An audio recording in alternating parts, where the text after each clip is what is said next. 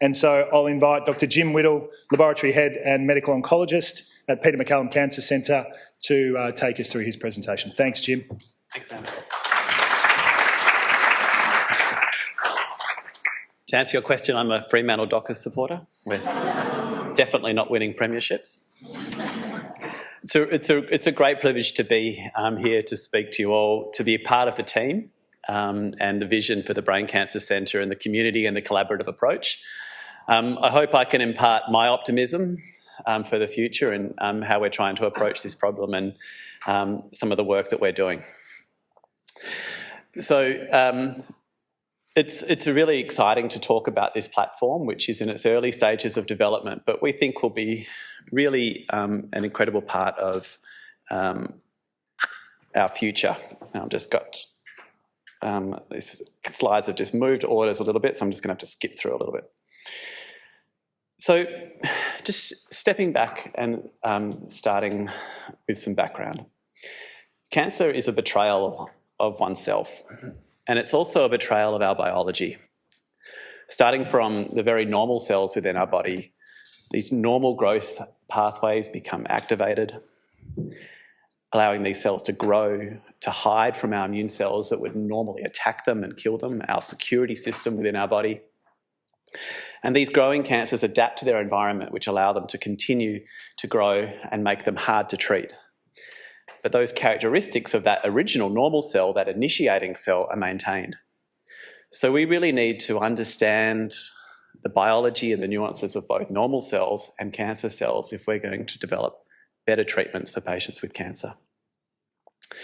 So today, I'm going to tell you a little bit about our cancer moonshot and how we're thinking about clinical trials and development, how we can shorten this process, how we can address Doug's comments on the need for urgency, but the understanding that things are going to take time into the future.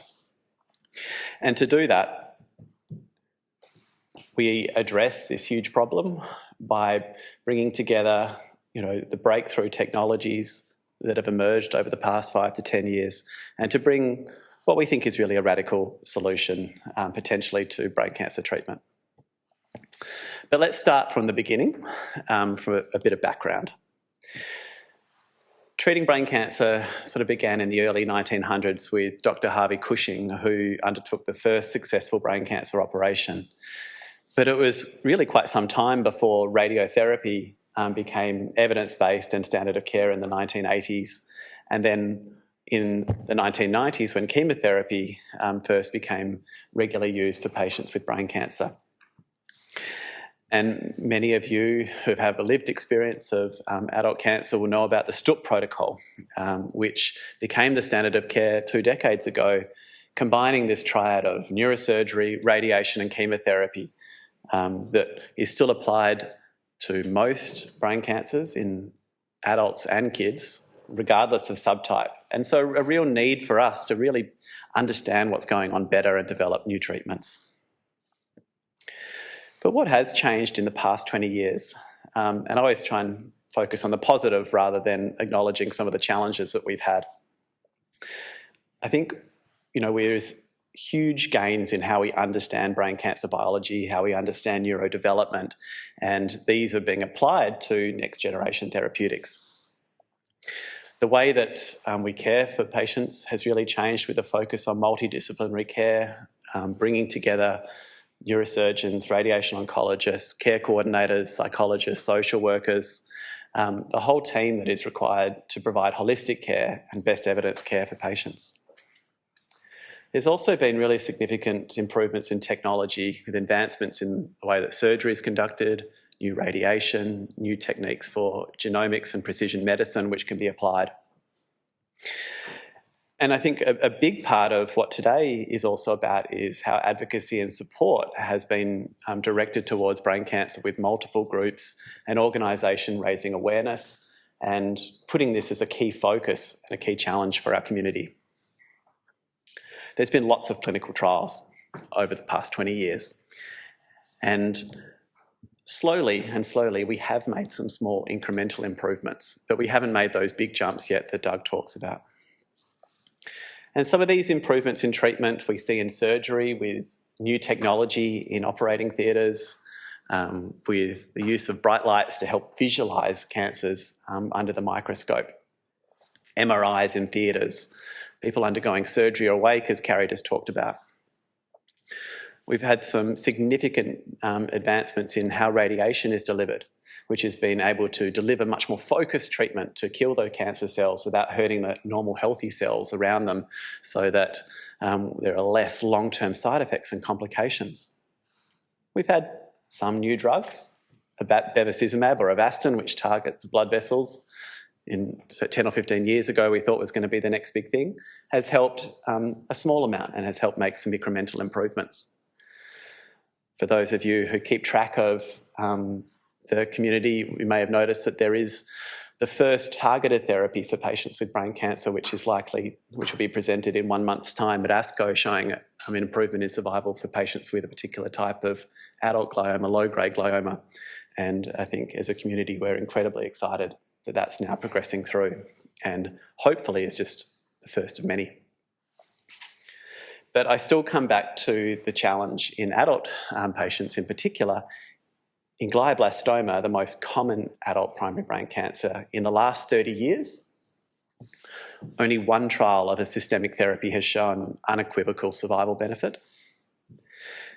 And this trial established a new standard of care, the Stood protocol. It was of modest benefit, and it hasn't changed since 2005. And so this is the platform that we continue to build upon, and we really want to change into the future. We want to change the Stood protocol. Why has the clinical trial pipeline failed? And it really has failed our patients. What this is the standard pipeline, which has worked really well in other cancer types, where we take discoveries from the lab, we test it in a small number of patients to see if it's safe, and then expand to larger and larger cohorts, and then compare that to other treatments. This has been tried time and time again in brain cancer, and we haven't seen any successes. We know that less than 10% of agents will make it through from discovery through to registration, and in GBM we've really had nothing since temozolomide. There's many challenges to fighting brain cancer, which the researchers in the audience are focused on addressing. One that we always think about is, how do we get drugs into the brain? How do we cross the blood tumour barrier and the blood-brain barrier to get to where they need to go? In my introduction, I talked about these normal cells which grow and become cancer cells, these cancer stem cells, which are incredibly resistant to treatment. These brain tumours are also really diverse, and so a small population of cells right next to each other can have vastly different features. So how do we develop treatments which can attack all of these diverse subtypes? It's also quite an immunosuppressive environment, okay? And so that means some of the breakthroughs that we've seen in other cancers which use your immune cells to fight the cancer have so far not been effective. And to date, a lot of our model systems that we use in the laboratory haven't translated into the clinic. So what really motivates me as a clinician scientist and bringing this is, what might be incurable one day could be curable the next. Now, I'm a relatively early career medical oncologist, but I still started training when in melanoma we were still using chemotherapy. We were just starting to see the emergence of a whole new field of targeted treatments and immunotherapy. At that time it was untreatable, but through a process of understanding tumour biology, identifying cells that disrupt this, identifying pathways to disrupt with new drugs, understanding the immune system, we're talking about potentially curing a previously untreatable disease. And this is the approach and the thought process that we really take into the lab and into the clinic every day. Sam introduced the ecosystem that we work as a team, taking the discovery themes from the lab, both from an early and basic science through to a late translational phase, that we take into clinical trials, and we're trying to shorten that time from discovery through to development. We're also able to collect information much better about outcomes, so that that whole process is iterative, and we continue to learn, hopefully, from every single patient who's treated going forward, and we can continue to learn and do better. And I want to tell you a little bit about BrainPop now. But firstly, I think it's really important to acknowledge that despite the lack of progress in the last 20 years, there's been many people working really hard at this problem for a long period of time. And to acknowledge two mentors of mine, Professor Kate Drummond and Professor Mark Rosenthal, who've been talking about the concept that I'm presenting today and been wanting to do things differently. But it wasn't until the establishment of the Brain Cancer Centre, with bringing together the research and the clinical communities, with the innovation from Doug and the support from the Victorian government, which has enabled us to do this. And so I think it really shows the strength of the vision of the Brain Cancer Centre to do something different.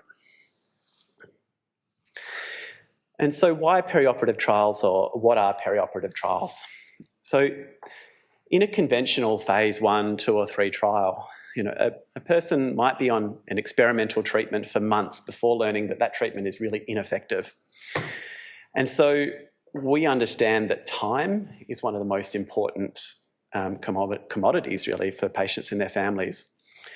And so we really want to find better ways of understanding whether drugs and treatments work much more quickly in the course of treatment. And so perioperative trials answer 2 really important questions in development. Do drugs get into the brain? And are drugs having an anti-cancer effect? And this brings forth a really important concept in development that enables us to go quickly. If something looks promising, we can jump on that and bring all of our investment and focus to make this happen, or to hopefully fail quickly, which is something we're probably not willing enough to do often in science, to give up on something which is likely not to succeed. And that's where perioperative trials, where we can really understand how treatment works in individual patients, can be so beneficial. So BrainPop is the headline clinical project for the Brain Cancer Centre. And what it is an ecosystem that creates the infrastructure for research translation, putting people within the clinical environment, within the lab environment, within a regulatory and logistic environment to do all of these complex processes and to work together. We're trying to improve precision diagnostics to better understand an individual's patient's risk and the best treatments that we can offer them. And I think importantly, provide an expedited path to drug development here in Australia and be a global leader in drug development in brain cancer here in Victoria and more broadly in Australia. And I really hope from a patient perspective that we can provide innovative clinical trials which provide hope and opportunity. What's involved in a perioperative trial, and sort of take you through the steps of what this actually means. BrainPop is an inclusive platform that we're bringing in patients, children with brain cancer, adults with primary brain cancer, and those with brain metastases from other cancer types. On the trials, patients undergo a biopsy so that we can collect information about their tumour from the genetics, understand better radiology, so that we can have better predictions of treatment. And then to develop a panel of treatments and clinical trials unique to different subsets, which might be a next generation immunotherapy coming out of the Jenkins lab, radiosurgery, the use of precision medicine, new devices, but more likely to address this complex diversity, we're going to have to think about combinations of treatment. And the unique aspect of a perioperative trial is a second operation. Okay, that's a second procedure where we can actually compare what happens before and after treatment. And again, answering those 2 fundamental questions: do drugs get into the brain, and are drugs or the treatment having an anti-cancer effect? The question, yes, well, continue, great. But no, then we can change treatment much more quickly. We can pivot and rationalise in an individual person.